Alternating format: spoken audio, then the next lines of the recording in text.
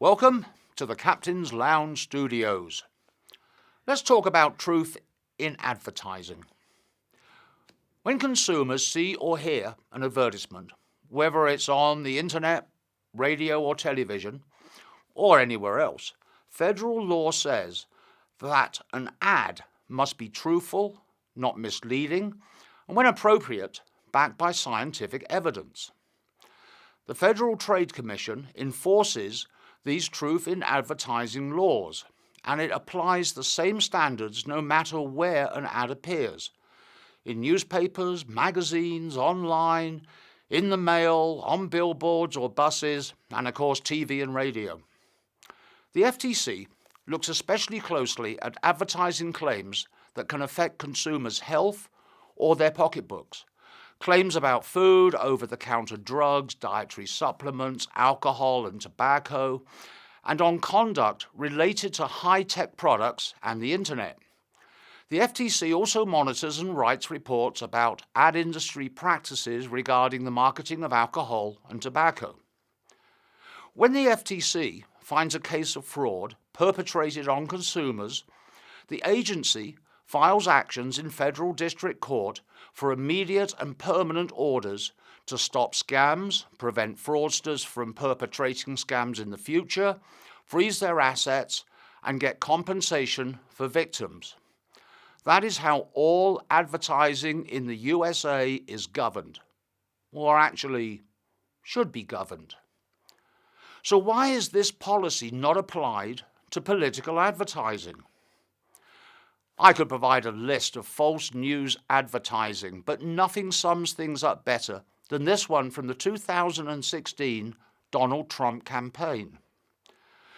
The ad that seems to best capture his approach to campaigning asserts that Hillary Clinton got filthy rich from criminals, dictators, countries that hate America. This commercial presents a remorselessly bleak picture of the Clinton Foundation, the non-profit organization founded by her husband. To be sure, the foundation raises issues about the motives behind foreign contributions, especially when Hillary Clinton was Secretary of State. And there's some confusion over how much the Clinton Foundation spends on charitable programming, primarily because the word foundation is in the name. Typically, a private foundation's primary activity is grant-making, giving money to charities who actually do the work. But the Clinton Foundation operates as a public charity in that they run a majority of their programs themselves. So it is also a charitable institution doing good work at home and abroad.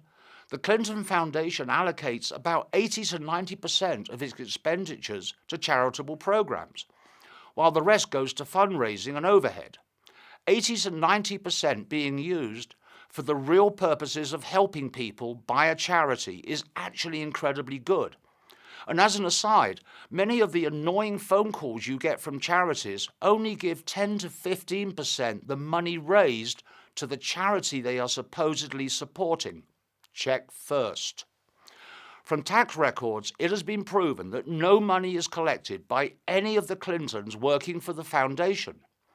Hillary Clinton's wealth comes mostly from six-figure speaking fees and seven-figure book deals, not from money derived from the foundation.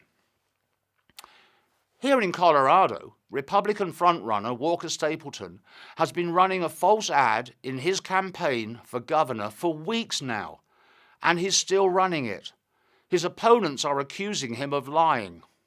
That's a strong word. Is it fair to use?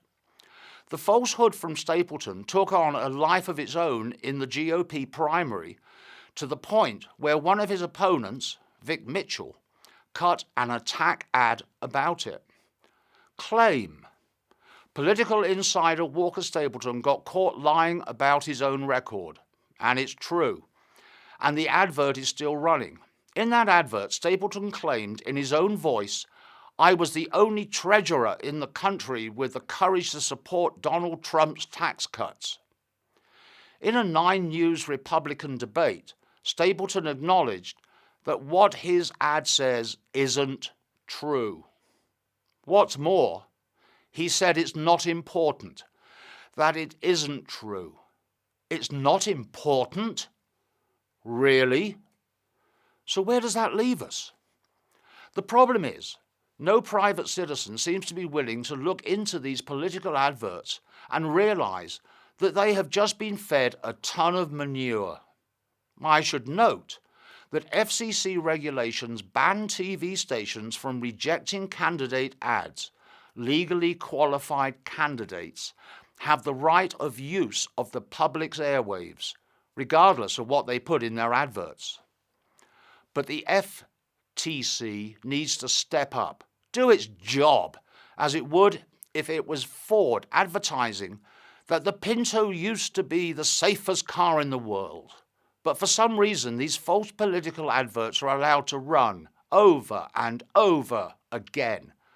And I suppose if you hear it enough times, it must be true.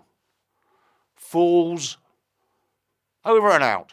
I'm Nigel Aves. Thank you.